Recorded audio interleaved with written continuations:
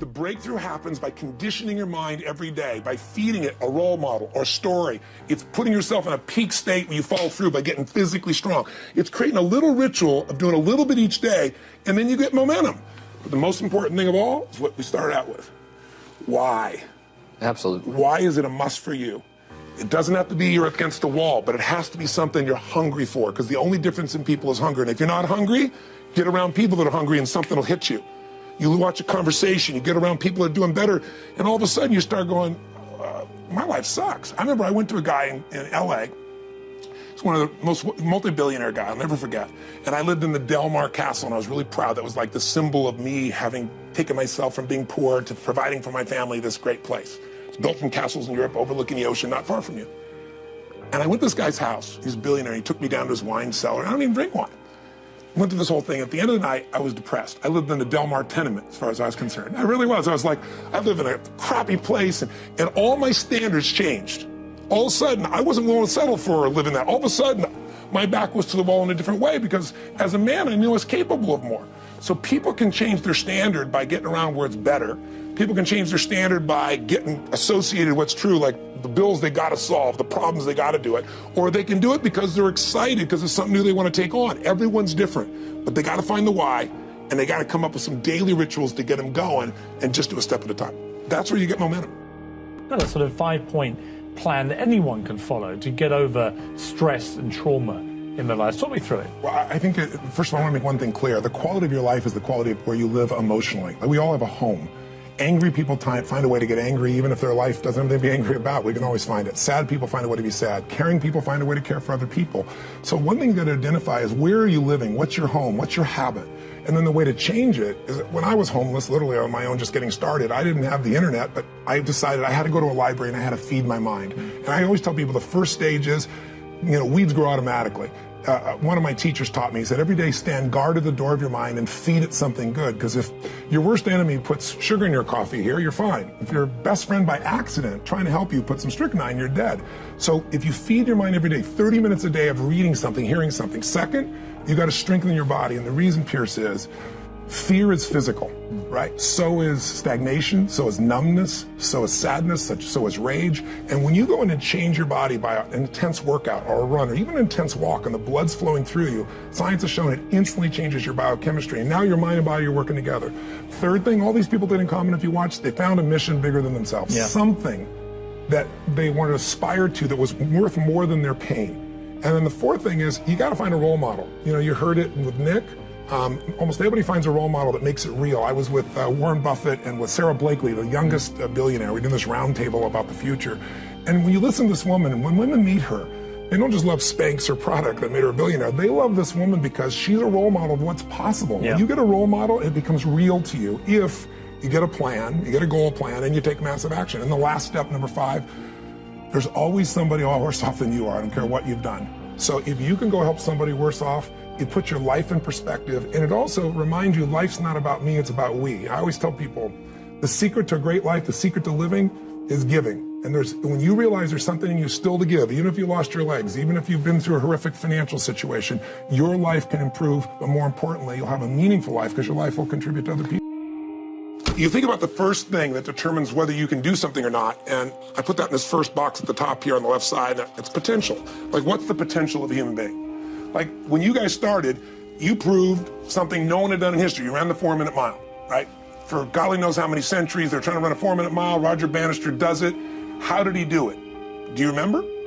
You did it in this industry, right? You made $1 million in a day. No one had ever done that in history, right? After you did it, a bunch of other guys are doing it in case it became possible. Roger Bannister didn't just go physically practice. He made a shift in his head. He practiced in his head because he could never achieve it physically, so he had to change in his head first so that the result became certain enough he believed it, and then his body got him through. After Roger Bannister ran that 4-minute mile, within 2 years, 37 people ran a 4-minute mile. Wow. When no one in history had ever done it. Now here's how it works. The potential for anybody getting your product is extraordinary. They can do what you've done as much, more or less. They can do whatever they want to do. The potential's there. The market's proven that. Whether or not they tap into potential has a lot to do with what action they take, which is the question you came to me with, right? Like, God, they all have potential, but they're not taking action. And we all know that the action they take is going to determine the results they get. That's pretty obvious. So most people have a belief about what their real potential is no matter what you tell them. And that affects how much action they take. And of course that affects the result. And then ironically, that result reinforces their belief. And then that belief affects it. So I'll give you an example. Let's say a person has unlimited potential, we all agree. But they take little action, little results. Why? Because they have to start with a problem with their belief. They don't believe it's really going to happen for me. Maybe for Frank Kearns because he's got the cool hair and stuff, or maybe it's for you because you're so driven, but it's not me. Maybe Tony Robbins because he's a freak, got these big teeth. Whatever their thought process is, right? They got this thing, right? But what happens is, if you believe that there's very little potential, how much action are you going to take? Nothing, little. And when you take little potential with a little action, what kind of results do you get? Lousy little results. And when you get little results, what does that do to your belief? You go, see, I told you this was a waste of time, told you this wouldn't work. And then what happens? You tap even less potential, you take even less action, you get even worse results, and your belief gets even weaker. And this sucker feeds on itself until you are in the downward spiral. It's poisonous. It's poisonous and it's self-fulfilling. Now, what if something could happen that could come along and fill you with a sense of absolute certainty? Not like I believe, but mean where you know. In you guys' case, mine as well, we knew because we had to.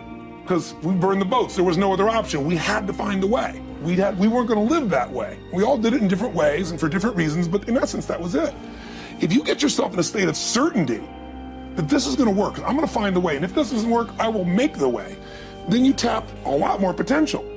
And when you're certain in your potential, you take massive action. When you take massive action, you really believe in something, you get great results. When you get great results, your brain goes, see, I told you I was a stud. I told you this thing would work out. Now you're even stronger. You tap more potential, take greater action, greater results. That's how you went from $300 in a week to $2,500 in 5 days to $100,000 in a month to $1 million in a day. Same thing with you. And we get momentum. That's why the rich get richer and the poor get poorer. Now some people go out and they go, well, I'm going to take a bunch of action. All right, I'm going to open this product. I'm going to try it. And they'll say to you, I even did it. But it's like a salesman who goes and knocks on the door, and he knocks on 100 doors and says, you don't want one of these, do you? Yeah, exactly right. You know? And even if he doesn't say it verbally, his face says it because he doesn't believe it's going to work. So his voice, his body, the execution is so weak. Maybe if he talks to 100 people, somebody's going to buy out of pity. They don't want his kids to starve, right? But he's not going to get the result. So the core difference in people is, how do you produce certainty when the world isn't giving it to you? You go out and you try. In your case, you're $100,000 in debt, nothing's working. How do you keep yourself going? The way you did it, the way I did it, the way you're doing it, we may not have done it consciously, is we didn't change our potential. That was there. And it wasn't even taking more action. Taking more action with a belief it's not going to work, it's not going to change anything. We got results in our head that made us feel certain as if it had already happened. What do I do when I feel the fear paralysis that happens when my mind starts to run wild? It seems like there is a cascade of doom and gloom thoughts, and I can't seem to take any action. I just worry. You know, people who are not used to having that emotion are having it these days. Well, we've all had it at different times of our lives. We just forget. And I think what he has to do is, what's a time in your life that you had an enormous crisis, but what pulled you through? Again, we have people go through on that site and answer 5 questions. And what it basically does is help you figure out, where was this crisis before? You may have even forgotten about. What pulled you through? What belief? What strategy? What experience? Who helped you? What triggered you? And then what did you do that made that shift? But I would also say, remember one affirmation, if you would, in your mind and your body. Own the fact that money is not your life. This is just money. I mean, when I was told I had a tumor in my brain, later on, years later, when I thought I might lose my wife to cancer, I'm going to tell you something. Money doesn't matter at all.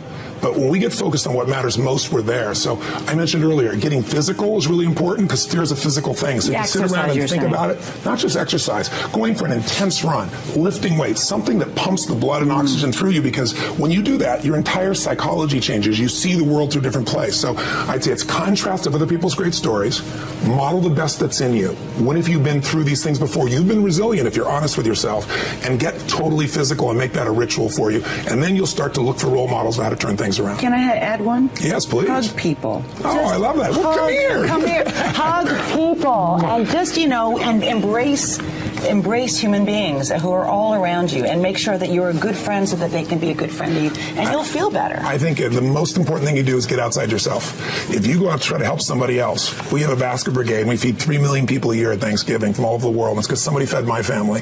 When you go out and help somebody else, you realize you have no problems. You realize how lucky you are. And you feel like you have something to give. And we all need meaning in our life. We don't want to just get. The life now is about what can you give. That's what'll light you up.